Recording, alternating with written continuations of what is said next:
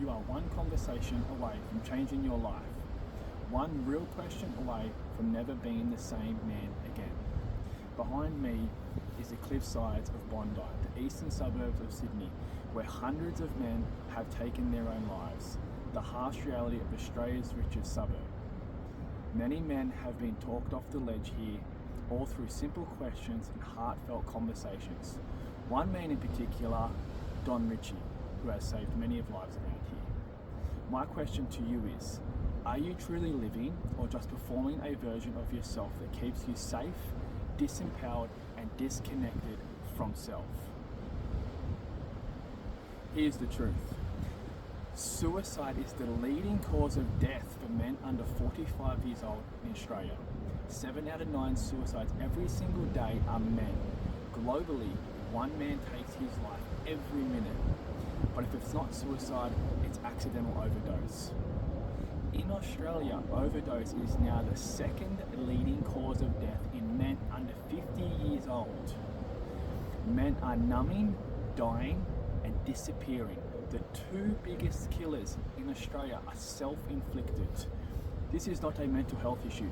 This is a fragmented soul crisis, a loss of masculine purpose, and a collapse of masculine containment.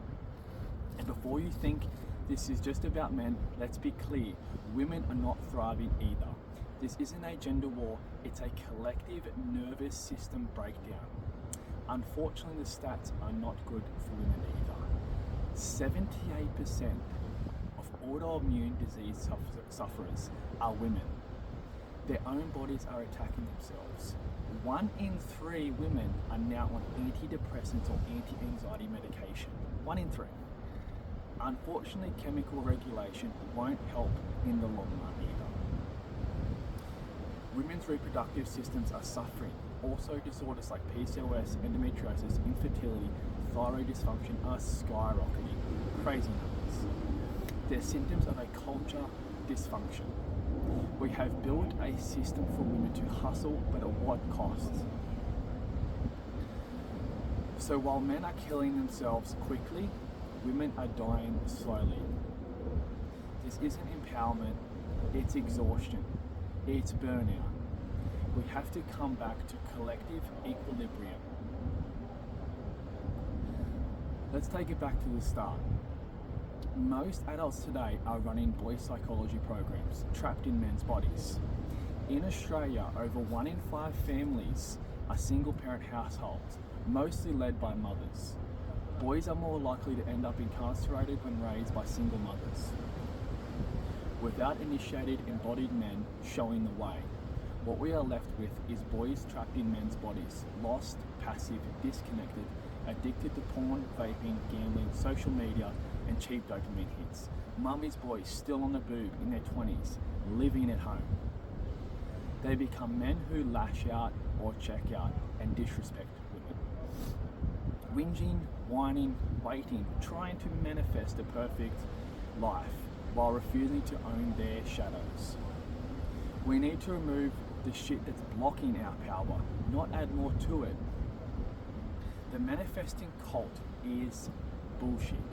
If you are not willing to take radical responsibility and own your stuff, modern masculinity is fragile because it lacks containment. We've created generations of yes men, beta males, nice guys who can't hold polarity and can't hold grief, and they can't even hold a woman. Gen Z millennial men are now among the loneliest cohorts in human history. 25% report no close friends, none. This is spiritual poverty, and it's why so many men are collapsing and choosing to unlive. We've got more therapy than ever, but fewer rites of passage, more coping skills, but less embodiment. Men were not designed to be soft and safe. You were designed to be grounded, loving, protectors, integrated in sovereignty. Even though I stand in front of you, or sit in front of you in Bondi, I'm a countryman at heart. Raised on farmland, I know all too well the pressures of farmers out west. In Australia, on average, 1 Australian farmer dies by suicide every 10 days. From the country to the coast, people are suffering. So how did I get from A to B that puts me in front of you today, talking about these alarming statistics?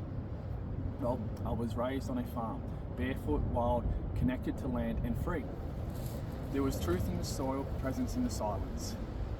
I didn't have the language for it back then, but I knew what it felt like to be fully alive, unfiltered, in the rhythm with something real. Nature was my language, my coping mechanism when I wasn't seen or heard. Then life happened, schooling system, social conditioning, and masculine suppression. Like most men, I learned to trade presence for performance. Eventually I ended up working inside the corporate machine for one of Australia's big four banks. On paper, I had made it, but inside I was spiritually bankrupt. I really was. I was performing an identity that wasn't mine, numbing myself to meet expectations of society, addicted to false success and superficial connections. I saw firsthand what the system does to men. They become silent, stoic on the outside, but suicide on the inside. No outlet, no roadmap, no truth, no purpose. Just a slow death of the soul under the mask of I'm doing fine, everything's fine. The corporate machine I call Sky Prison. That dissonance broke me. It woke me up. I walked away, not just from the banks, but from the identity that never belonged to me. A character was playing for approval, just to be seen and heard, or acceptance from a family member. Deep down, I've always wanted to see the world and the beauty in nature. I was hooked on David Attenborough and Steve Irwin as a child. So I set off and I started traveling. But let me tell you, let me be clear, it was not wholesome. I partied like a rolling stone for the first few weeks of my Europe trip, still in the Jordan Belford psyche. I took enough drugs to sedate Manhattan, but I woke up to that real quick as I knew I was still trying to numb something deep within the program of I'm not enough, still cut deep within. But my soul knew I'd had enough. After one huge bender in Munich, I pretty much let it go. Let go of that identity, click of the fingers, I had enough, I was done. I came home from that and started exploring my mind and the depths of the psyche, using plant medicine to cut through the illusions and send me down the rabbit hole. As my travels have transformed into the most wholesome moments of my life, honestly. Over 40 countries, hundreds of cities, thousands of moments that rewire my soul that I can't put into language. I've sat with elders who held ancient wisdom in their eyes. I've shared fires, food with people who had nothing yet somehow had everything. A human needs connection, presence, laughter, and depth.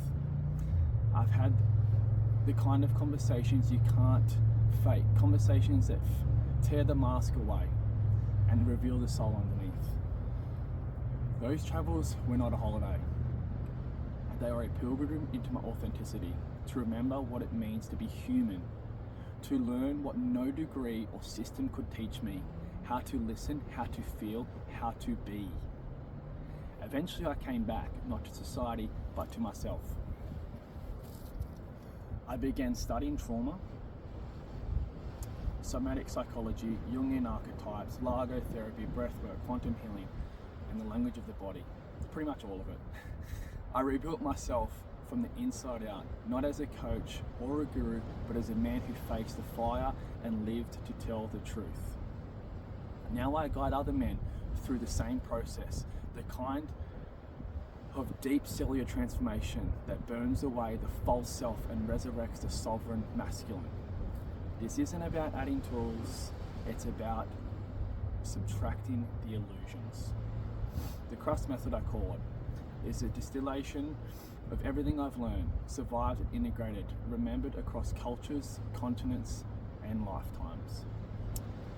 It's for the man who's tried the hacks and the self-help tricks and knows it's time to face himself, to have that one conversation with the soul, just one. This is Masculine Alchemy. It's not a brand, it's a sovereign rebirth. I'll be doing a 5-part series on my journey and bring it to you with my authentic lessons and blessings of this amazing life.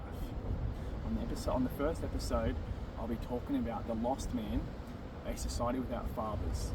Now, the key themes to this will be the collapse of modern masculinity, fatherlessness, and the silent epidemic amongst us right now. The role of social media and pornography, how it poisons us, the children. The rejection of accountability and the comfort addiction.